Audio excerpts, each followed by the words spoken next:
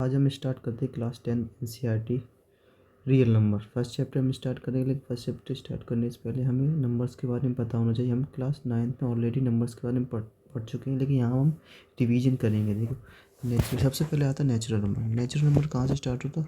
1 2 3 4 5 and so on. इस तरह से ये नेचुरल नंबर स्टार्ट करते हैं। जो भी चीज़ हम नेचुरली हम काउंट करते हैं, तो जो भी नंबर स्टार्ट होता है वो 1 से स्टार्ट होता है। उसके बाद आता है होल नंबर। होल नंबर हम क्या करते हैं, नेचुरल नंबर में जीरो ऐड करते थे। तो ये जो नंबर होते हैं होल नंबर, वो 0 1 2 एंड 3 इस तरह से स्टार्ट होते हैं। 0 से स्टार्ट होते हैं और एंड तक इन्फिनाइट तक जाते हैं। इंटीजर्स हम क्या करते हैं, 0 बीच में होता है, उसका राइट साइड में सारे पॉजिटिव होल नंबर होते हैं, 1 2 3 इस तरह से, और लेफ्ट साइड में सारे नेगेटिव होल नंबर होते हैं and so on minus infinite तक।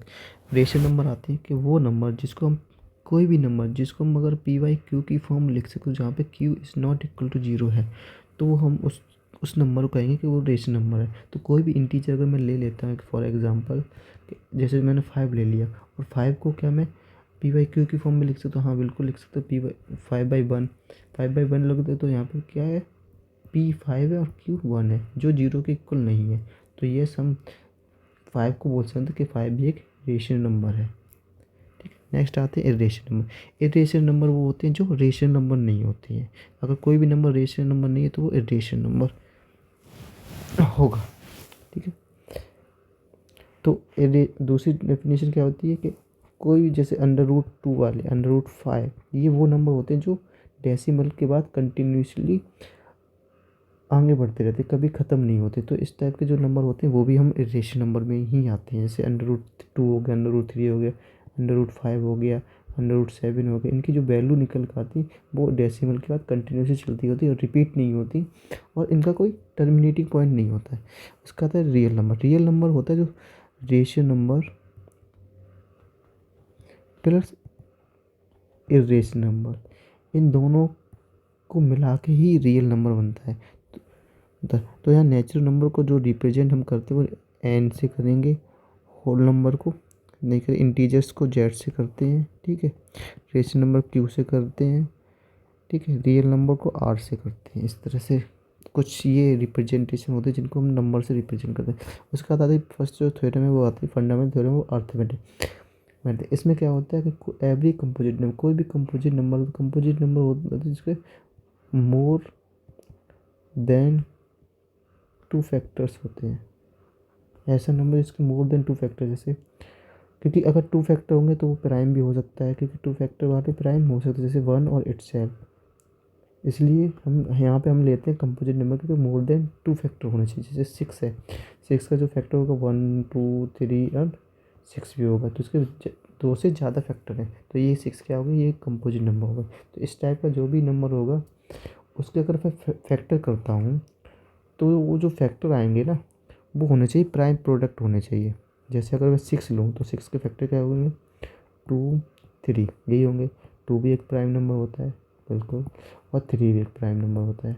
ठीक है, तो ये दोनों प्राइम नंबर है। जैसे यहाँ पे कुछ एग्जांपल है, 1771, तो ये भी एक कंपोजिट नंबर है। कंपोजिट नंबर क्यों? क्योंकि इसके 2 से ज़्यादा है फैक्टर है। तो 7 भी एक प्राइम नंबर है, 11 भी प्राइम नंबर, और 23 भी प्राइम नंबर है। तो अगर मैं 1771 का फैक्टर करूँ तो वो उसका जो प्रोडक्ट आएगा वो क्या है, प्राइम नंबर, मतलब सबको मल्टीप्लाई में हम लिख सकते हैं, और ये सारे क्या है, प्राइम है। इसी तरह नेक्स्ट जो एग्जाम्पल दे रखा है 5313, ये भी एक कंपोजिट नंबर है। ठीक है, लेकिन इसके भी जब हम फैक्टर करते हैं तो सारे प्राइम आते हैं। देखो 3 प्राइम है, 7 प्राइम है, 11 प्राइम है, 23 प्राइम है। इस तरह 1062 ये भी कंपोजिट नंबर, इसके भी जो फैक्टर करेंगे तो वो भी एक प्राइम है। मतलब कोई भी नंबर हो, कोई भी कंपोजिट नंबर जिसके अगर मैं फैक्टर करूँ तो वो हमेशा ही प्राइम प्रोडक्ट में आएंगे ऑलवेज। ठीक है, नेक्स्ट आता है कंसिडर द नंबर हमने कंसिडर करिए 4n।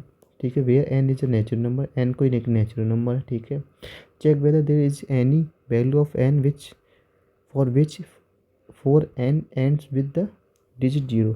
अगर मान लेते हैं अगर n की कोई वैल्यू के लिए, एनी वैल्यू के लिए कि 4 कि एन डिजिट मतलब जीरो आ जाए। अगर जीरो आ जाएगा किसी भी नंबर में, जीरो या फिर 5 आ जाए डिजिट, लास्ट डिजिट, तो वो जो नंबर होगा वो डिविजिबल होना चाहिए, डिविजिबल बाई होना चाहिए 5, हमेशा होगा वो नंबर। अगर किसी भी नंबर का लास्ट डिजिट जीरो आ जाए या फिर 5 आ जाए तो वो हमेशा ही डिविजिबल 5 होगा। अगर ऐसा होगा तो जो उसके फैक्टर होंगे वो एक 5 भी फैक्टर होगा और कुछ और भी होंगे, तो एक 5 भी होगा। अगर मैं 40 ही मान लेता हूँ कि 40 ही नंबर होगा जिसका लास्ट जीरो है, तो अगर मैं इसके फैक्टर करूँ तो इसके फैक्टर करने के लिए एक सिंपल फॉर्म वे होता है। 2 से सबसे पहले करूँगा 20 हो गया, फिर 2 से करूँगा 10 हो गया, फिर 2 से करूँगा 5 हो गया, फिर 5 से करूँगा 1 हो गया। देखो अगर मैं 40 को 2 × 5 देखो, अगर जीरो था एक फैक्टर आ गया ना 5 लास्ट डिजिट। लेकिन यहाँ पे अगर मैं फैक्टर करूँगा 2 की पावर 2 की पावर n, अगर दो फैक्टर होते तो 2 का स्क्वायर भी हो सकता है ना, n। इसका मतलब 2n इस तरह से हम लिख सकते हैं, ठीक है, कोई दिक्कत नहीं, इस तरह से हम लिख सकते हैं। तो लेकिन यहाँ पे एक भी ऐसा फैक्टर नहीं आया जो 5 हो, तो इसका मतलब ये कॉन्ट्राडिक्शन है कि जो 4n का कुछ भी हम कर लूँ, कोई भी n की कोई भी वैल्यू ले लूँ, कभी भी 4 के लास्ट डिजिट, जो 4 का जो लास्ट डिजिट होगा वो जीरो नहीं होगा, कभी भी नहीं होगा। तो ये भी एक कॉन्ट्राडिक्ट होता है, ठीक है। तो there is no natural number for which 4n ends with the digit zero. तो हम यहाँ लिख देंगे कि कोई ऐसा n नहीं मिलेगा जिसके लिए कि 4n का एंड डिजिट वो जीरो होगा। नेक्स्ट एग्जांपल आते हैं 2। फाइंड द एलसीएम निकालना, लीस्ट कॉमन मल्टीपल और हाईएस्ट कॉमन फैक्टर 6, 20। तो सबसे पहले 6 का फैक्टर कर लो। 6 का जो फैक्टर करेंगे 2 से पहले करेंगे, डिवाइड करेंगे, मिनिमम प्राइम 2 होता है, फिर 3 आ गया, फिर 3 से करेंगे 1 आ गया, ठीक है। तो यहाँ लिखते हैं 6 के जो फैक्टर आएगा 2 × 3 आ गया। अब हम 20 का फैक्टर करेंगे, 2 × 10, फिर 2/5, फिर 5, 1। तो 20 के जो फैक्टर आ गए वो 2 × 5 आ गए, इस तरह से आ गए, ठीक है। अब हम एलसीएम के लिए हम क्या करते हैं, एलसीएम के लिए दोनों में कॉमन ढूंढते हैं और उनको एक बार लिखते हैं कि 2 इधर भी कॉमन है और यहाँ पे भी कॉमन है, तो 2 एक बार आ गया। अब देखो कोई भी कॉमन नहीं आया, अब देखो 3 का कॉमन इसमें, 3 इसमें है लेकिन इसमें नहीं है, ठीक है। अब बाकी जो बचे उनको सिंगल बार लिखते हैं। 3 आ गया, ये आ गया, मल्टीप्लाई 2 बचा इसका तो 2 यहाँ आ गया, 5 बचा इसमें तो 5 यहाँ आ गया। तो इसका जब मल्टीप्लाई करेंगे 5 × 10, 30 और 60, ये आ गया, ठीक है।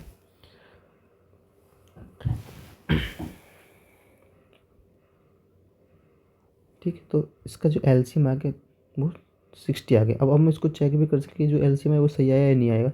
तो देखो एलसीएम हमेशा दोनों नंबर से डिविजिबल होता है, तो 66 से भी डिविजिबल है पूरा पूरा, जीरो रिमाइंडर आएगा, और 20 से भी 3 टाइम डिविजिबल है, इसका मतलब ये भी रिमाइंडर जीरो आएगा। इसका मतलब जो हमारा एलसीएम है वो बिल्कुल सही आया है, ठीक है। तो एलसीएम हमारा कितना आया, एलसीएम हम लिख सकते हैं कि एलसीएम आया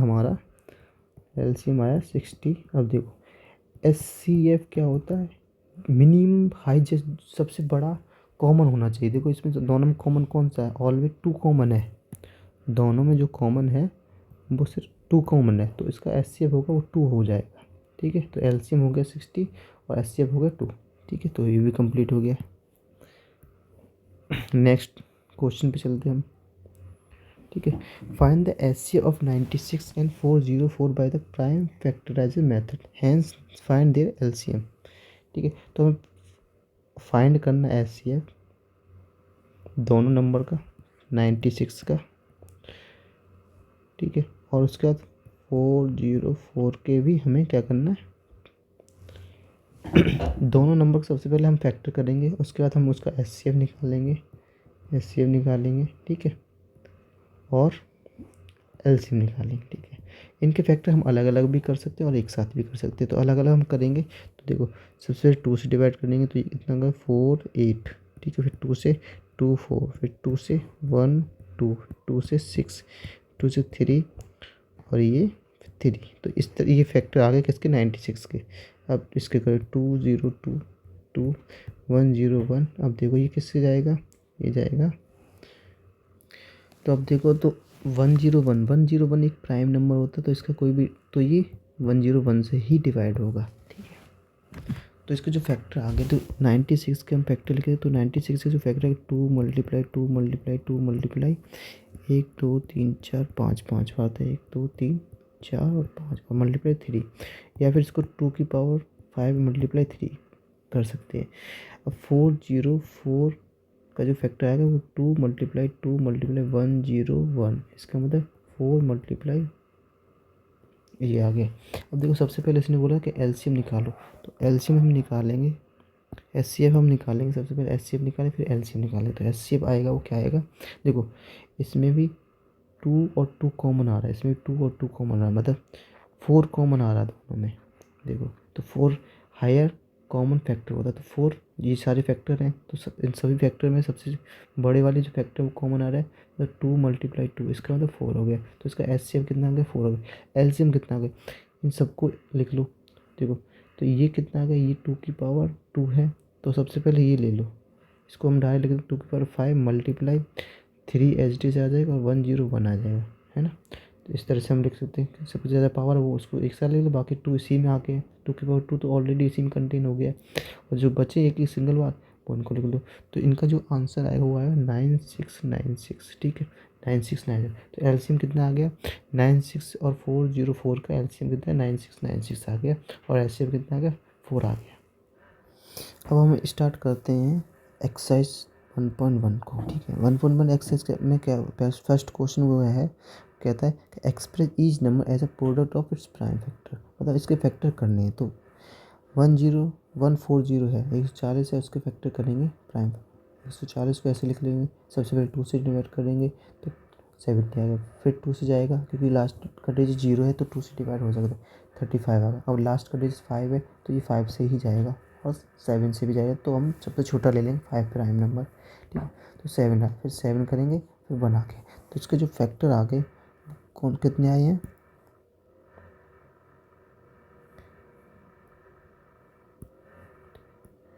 तो इसके जो फैक्टर आ गए 2 मल्टीप्लाई 5 मल्टीप्लाई 7 इक्वल्स टू, इसको ऐसे लगे 2 की पावर 2 मल्टीप्लाई 5 मल्टीप्लाई 7, इस तरह से इसके फैक्टर आ गए, ठीक है। ऐसे ही हम सिमिलरली बाकी भी टॉपिक को, बाकी भी क्वेश्चन को इसी तरह हम करेंगे, ठीक है। तो 156 156 का जो फैक्टर होंगे वो क्या होंगे, 2 मल्टीप्लाई 13 मल्टीप्लाई 3, ठीक है। तो इस तरह से होंगे ये, ठीक है। तो इसको हम कैसे लिख सकते हैं, 2 की पावर 2 मल्टीप्लाई 3 मल्टीप्लाई 13, इस तरह से लिख सकते हैं, ठीक है। ये जो बड़ा नंबर है इसका भी हम कर सकते हैं। अगर हम इसको चेक करें तो कैसे करेंगे, देखो 3825, देखो लास्ट डिजिट क्या है 5 है, तो इसको हम 5 से ही सबसे पहले डिवाइड करने की कोशिश करेंगे, ठीक है। तो 5 से करेंगे, 7 5 से 35 हो गया, फिर 3 हो गया, और ये 6 हो गया, फिर 5 हो गया, ठीक है। फिर से 5 से जाएगा ये 1 और 2, फिर 25, ठीक है, और 3 हो गया, ठीक है। अब देखो इनका जो सम है कितना है, इनका जो सम है, अब ये देखो लास्ट का डिजिट 3 है। अब हमें देखना पड़ेगा किससे हम डिवाइड कर सकते हैं। देखो इसमें ज़रूरी नहीं कि सबसे छोटा प्राइम पहले लो, कोई सा भी ले सकते, तो हमें फैक्टर निकालनी है। जैसे मैंने इसमें पहले 2 से कर दिया, फिर 13 से कर दिया, फिर उसके बाद 3 से कर दिया, तो कोई फ़र्क नहीं पड़ता, आंसर सबका सेम ही आएगा। अब देखो इसका अगर सम हमें चेक करना पड़े, देखो इसका सम कितना आ गया, 8 1 9, मतलब 9 नंबर आ गया, तो 9 3 से डिवाइड होता है और 9 से भी डिवाइड होता है, तो हम डायरेक्ट 9 से भी कर सकते हैं इसको डिवाइड, और 3 से भी कर सकते हैं, ठीक है। ये डिविजिबिलिटी रूल होता है 3 और 9 का, ठीक है। तो 3 से डिवाइड करेंगे तो 5 और 1, अब फिर से चला जाएगा, ठीक है।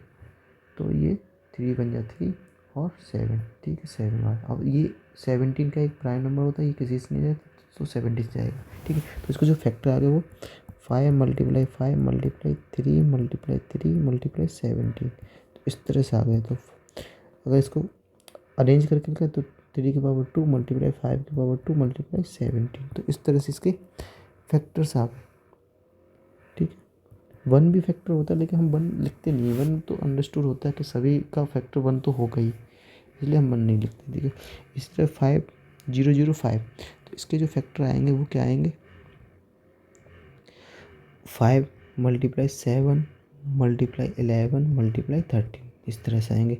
और 7429 के जो फैक्टर आएंगे इसके थोड़े बड़े फैक्टर आएंगे, क्योंकि ये थोड़ा बड़ा नंबर है तो ये छोटे मोटे नंबर से डिवाइड नहीं होगा, इसके लिए हमें थोड़ा सा बड़े नंबर से प्रैक्टिस करना पड़ेगा।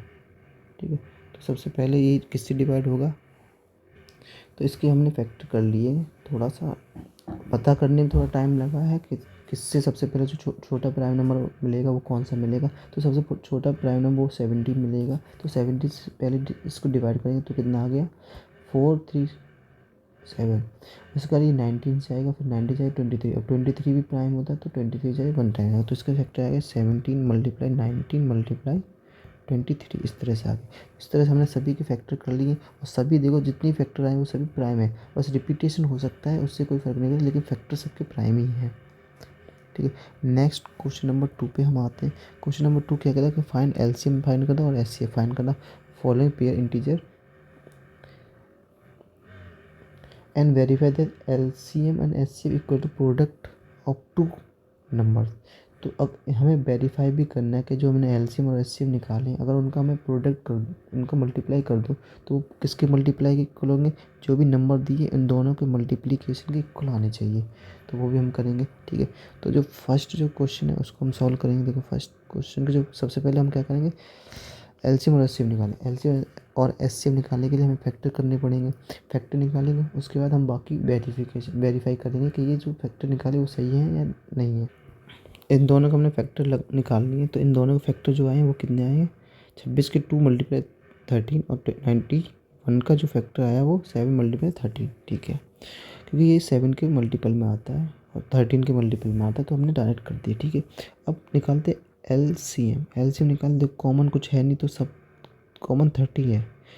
13 कॉमन है तो 13 को इक्वल लिख दो, बाकी सभी को एक एक बार जो बचे बाकी सभी को लिख दो। ठीक है, ये कॉमन आए तो एक बार लिख दो, बाकी सभी को फिर एक एक बार लिख दो। ठीक है, इनका जो मल्टीप्लाई करेंगे वो कितना आएगा, 182। ठीक है, तो 182 इनका मल्टीप्लाई आएगा। अब एचसीएफ क्या होगा, एचसीएफ होगा जो कॉमन हायर कॉमन फैक्टर है, तो इसमें 13 थे हायर कॉमन फैक्टर ये आ गए। ठीक है, अब बोला कि वेरीफाई करना है कि एलसीएम और एचसीएफ का जो प्रोडक्ट करने वो इक्वल टू होना चाहिए of two number, product of two number. ठीक है, तो एलसीएम मल्टीप्लाई एचसीएफ। ठीक है, वेरीफाई करना है प्रोडक्ट ऑफ टू नंबर, मतलब 96 × 91। ठीक है, 26 × 91। तो इनका जब हम मल्टीप्लाई करेंगे, ठीक है, तो वो आना। ठीक है, अब देखो इनका जो मल्टीप्लाई पहले हम इसका चेक करते हैं, क्योंकि हमें क्या बेसिकली हमें करना क्या है, एल एच एस और आर एच एस को इक्वल प्रूव करना है। एल एच एस कितना है, 13 × 182। ठीक है, और ये 26 × 91। देखो 13 का मल्टीप्लाई अगर मैं 182 में करूँ तो जो आंसर आएगा वो 2366 आएगा मल्टीप्लाई करूँ, और इसका भी जब मल्टीप्लाई करूँगा तो वो भी 2366 आएगा। ठीक है, तो इसका मतलब ये दोनों साइड इक्वल है, इसका मतलब जो भी हमने सॉल्व किया वो सही है कि इन दोनों का, और जो वेरीफाई किया वो भी वेरीफाइड है। ठीक है, तो दोनों नंबर का प्रोडक्ट अगर हम करते हैं तो वो किसके इक्वल आना चाहिए, वो प्रोडक्ट ऑफ एलसीएम और एचसीएफ के इक्वल आना चाहिए। ठीक है, आई होप आप लोग समझ गए होंगे। अब नेक्स्ट क्वेश्चन हम करते हैं। ठीक है, उसके बाद आप होमवर्क में करनी और कमेंट में बताइए कि क्या ये बाकी दोनों क्वेश्चन में भी ये सेटिफाई होते हैं या नहीं होते हैं। ठीक है, लेकिन मैं इनके फैक्टर आपको बता देता हूँ, उसके बाद आप सॉल्व वेरीफाई कीजिए और कमेंट में मुझे बताइए। तो मैंने इनके फैक्टर कर दिए हैं। 510 के जो फैक्टर वो ये आए हैं और 92 के फैक्टर ये आए हैं। ठीक है, 336 के जो फैक्टर आए वो इस तरह से आए हैं, और 56 फैक्टर आए हैं वो ये आए हैं। तो इनके एलसीएम हम बताइए कितना एलसीएम आया है, और एचसीएफ भी बताइए कितना एचसीएफ है। इसका भी एलसीएम आया वो कितना आया और एचसीएफ कितना आया, ये भी आप कमेंट सेक्शन में बताइए। और उसके बाद वेरीफाई कीजिए क्या ये जो कंडीशन दे रखी है वो वेरीफाई कर रहे हैं या नहीं कर रहे हैं। और ठीक है, अब नेक्स्ट क्वेश्चन चलते हैं, क्वेश्चन नंबर 3। देखो क्वेश्चन नंबर 3 में भी हमें क्या करना है, एलसीएम और एचसीएफ निकालना है फैक्टराइजेशन थ्योरम का यूज़ करना है, प्राइम फैक्टराइजेशन थ्योरम का यूज़ करके।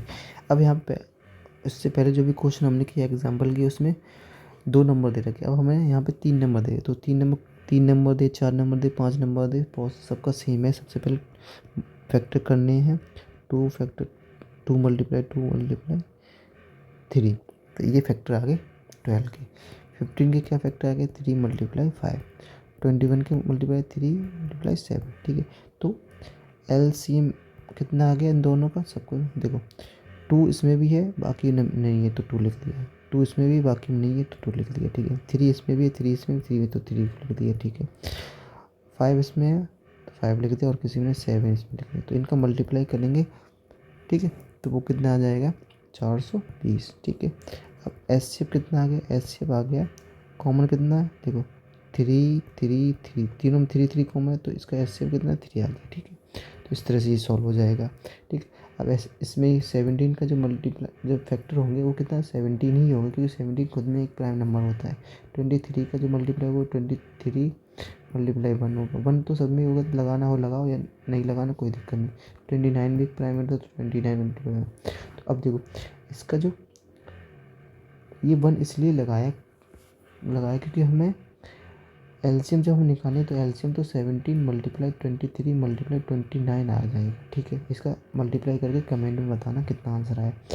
एचसीएफ के लिए देखो, एलसीएम अगर हम कुछ भी कॉमन नहीं मिल रहा है तो 1 मिलता है, लेकिन हम जनरली 1 लिखते हैं, लेकिन अब यहाँ पे लिखना पड़ रहा है क्योंकि हमें और कुछ कॉमन नहीं मिल रहा है, ठीक है।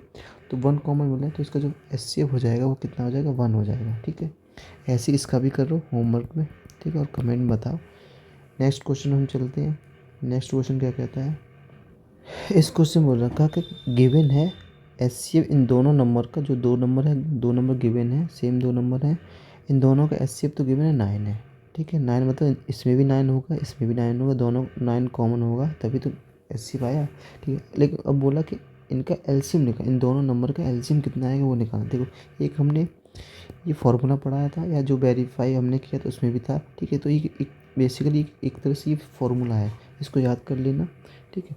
हर जगह यूज होता है, बहुत जगह यूज होता है कि 2 चीज़ दे रखी हो और एक नंबर दे रखा, तो एक दूसरा नंबर को कितना होगा वो निकाल सकते हैं, या एलसीएम या एचसीएफ दे रखा होगा का, और एक पूछेगा तो हम इस फॉर्मूले से वो भी निकाल देंगे, ठीक है। जैसे यहाँ पे हमें निकाल रहे हैं, ठीक है।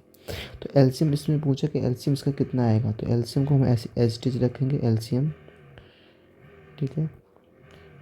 एलसीएम मल्टीप्लाई एचसीएफ कितना दे रखा है? 9 दे रखा है, equal to product of 2 given number. तो 2 गिवन नंबर कितना है? 306 मल्टीप्लाई 6 5 7, देखो, ठीक है।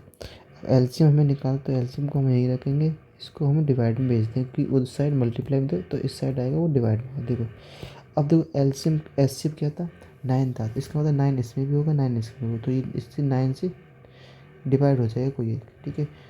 तो 9×27, ठीक है, 36 4 मल्टीप्लाई 3 5 7, इन दोनों का जब हम मल्टीप्लाई करेंगे तो कितना आएगा?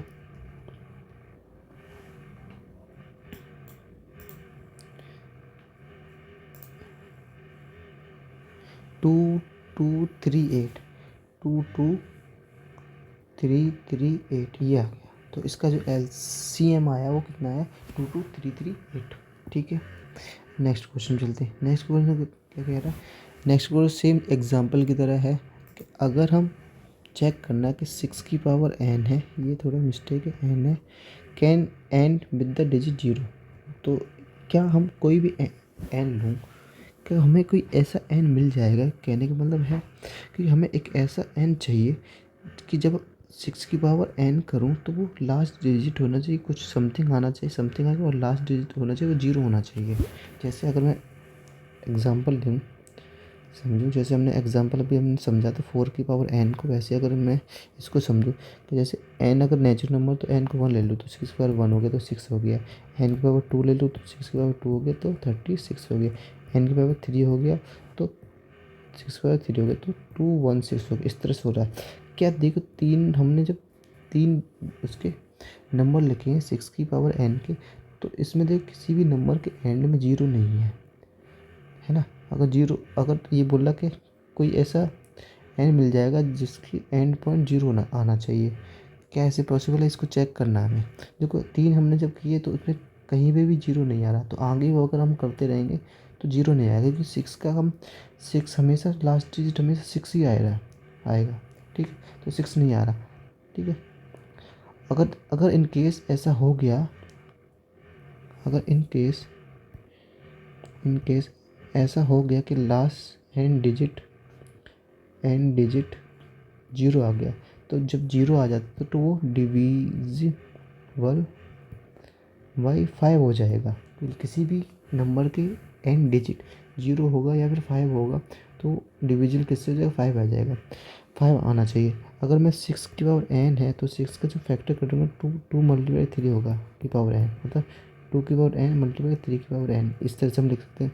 देखो इसमें कहीं पे भी 5 है नहीं है, इसका मतलब कि जो 6 की पावर एन है वो एंड कोई भी हमें ऐसा एन नहीं मिलेगा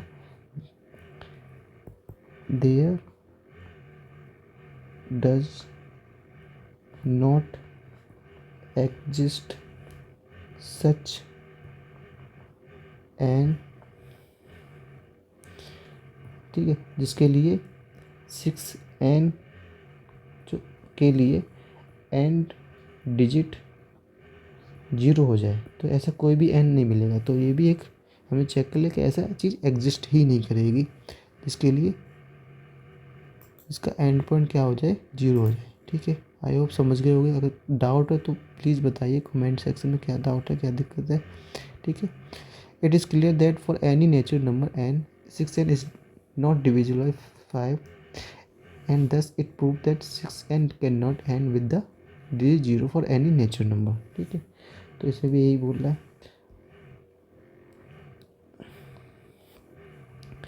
कि कोई भी can not and with the digit zero. ठीक है, जैसे 4n हमने एग्जांपल किया, सेम सिमिलर उसी की तरह ये भी था। ठीक है, अब नेक्स्ट जो क्वेश्चन है उस पर हम करते हैं सॉल्व। ठीक है, एक्सप्लेन करना हमें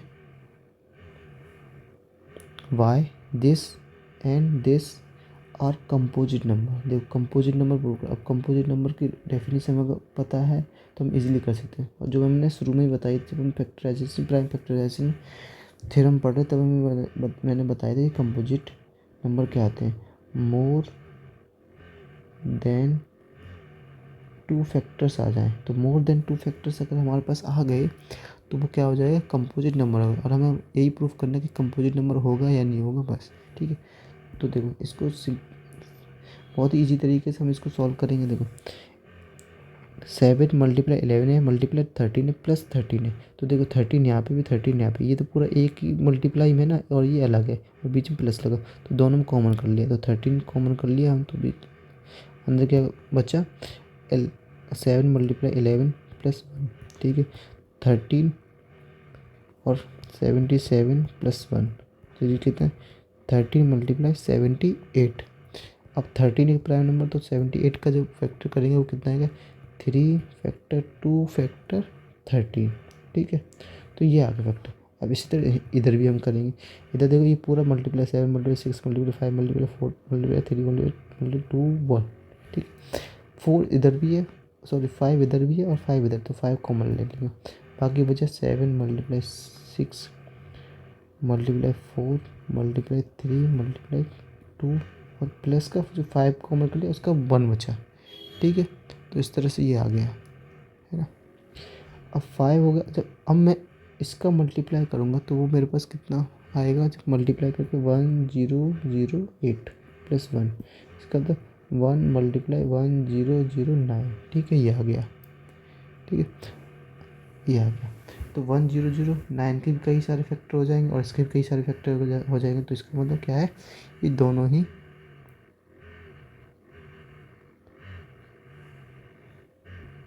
तो ये भी एक कंपोजिट नंबर हो जाएगा, ये भी composite number, both are composite number. तो दोनों ही कंपोजिट नंबर है क्योंकि दोनों ही मोर देन टू फैक्टर हमें प्रोवाइड करवा रहे हैं। ठीक है, तो इस एक्सरसाइज का जो लास्ट क्वेश्चन है वो क्वेश्चन नंबर 7। देखो इस क्वेश्चन क्या कहना है कि there is a circle path, तो एक सर्कुलर पाथ है around a sport field. Sonia है वो 18 minute to drive 1 round of the field. एक राउंड 18 मिनट में ड्राइव कर सकती है। और Ravi 12 minute for a same, ठीक है, सेम तरीके से उसको 12 मिनट लग रहे हैं, लेकिन सोनिया के लग रहे हैं 18 मिनट, ठीक है। Suppose they start at the same point, एक ही पॉइंट पे जो स्टार्ट करते हैं एट द सेम टाइम, और सेम टाइम पे स्टार्ट करते हैं, ठीक है। And go in the same direction, और सेम डायरेक्शन जाते हैं, दोनों एक ही डायरेक्शन में घूम रहे हैं ऐसे बार बार, ठीक है। आफ्टर हाउ मैनी मिनट, कितना मिनट के बाद they will meet again at the starting point. देखो स्टार्टिंग पॉइंट पे ऐसे चक्कर लगाने के बाद ये कितने मिनट बाद यहीं पे मिलेंगे। देखो सोनिया अलग 18 मिनट में एक चक्कर लगा रही है और रवि 12 मिनट में एक चक्कर लगा, दोनों टाइमिंग अलग अलग है। तो जब अलग अलग होता है और ये कब मिलेंगे, इसके लिए इस चीज़ को हमें निकालने के लिए तो सबसे ईजी होता है कि इनका दोनों का एलसीएम निकालना, क्योंकि मैक्सिमम निकालना हमें, कि मैक्सिमम हमें एक पॉइंट ऐसा मिल जाएगा, एक टाइम ऐसा मिल जाएगा कि दोनों ये आपस में मिल जाएंगे। तो अगर मैं इन दोनों का एलसीएम निकाल दूँ 18 और 12 का, तो मेरे पास इनका एक टाइम मिल जाएगा कि ये स्टार्टिंग पॉइंट पे कब मिलेंगे, किस टाइमिंग पे मिलेंगे। तो मुझे पता 18 का अगर मैं फैक्टर करूँ तो 18 का फैक्टर कितना आ जाएगा। तो 18 अगर मैं फैक्टर करूँ तो 2 3 3 इस तरह, और 12 का जो फैक्टर 2 2 3, ठीक है, ठीक है। तो इनका एलसीएम कितना आ जाएगा, एलसीएम आ जाएगा 2 2 कॉमन आ गया तो 2 एक बार, 3 3 कॉमन 3, ठीक है। बाकी जो बचे उनको लिख लो, 3 बचा और 2 बचा, ठीक है। देखो 6 ये हो गया और 6 ये हो गया, 36। इसका मतलब 36 मिनट के बाद मीट सेम प्लेस, जिस प्लेस से स्टार्ट किया वहाँ पे 36 मिनट के बाद ये आपस में मिल जाएंगे, अगर इसी तरह कंटिन्यूसली ये दौड़ते रहे। तो यहाँ पे हमारा जो एक्सरसाइज है 1.1 ख़त्म होती। फिर भी अगर कोई डाउट है तो प्लीज़ कमेंट कीजिए और बताइए, किसी भी क्वेश्चन में डाउट है या किसी भी जगह कोई भी दिक्कत आई तो कमेंट बताइए, वो डाउट मैं क्लियर करूँगा, ठीक है। तो थैंक यू, ठीक है। और लाइक कीजिए एंड सब्सक्राइब कीजिए चैनल को। इस तरह से हम आगे भी और सारे टॉपिक को क्लियर करेंगे। नेक्स्ट हम क्लास में एक्सरसाइज करेंगे 1.2, उसके बाद फिर नेक्स्ट चैप्टर करेंगे, धीरे धीरे करके 10th का पूरा कंप्लीट करेंगे। उसके बाद 11th को स्टार्ट करेंगे, फिर 12th को। इस तरह से हम पूरा मैथ को धीरे धीरे कवर करेंगे। Thank you so much.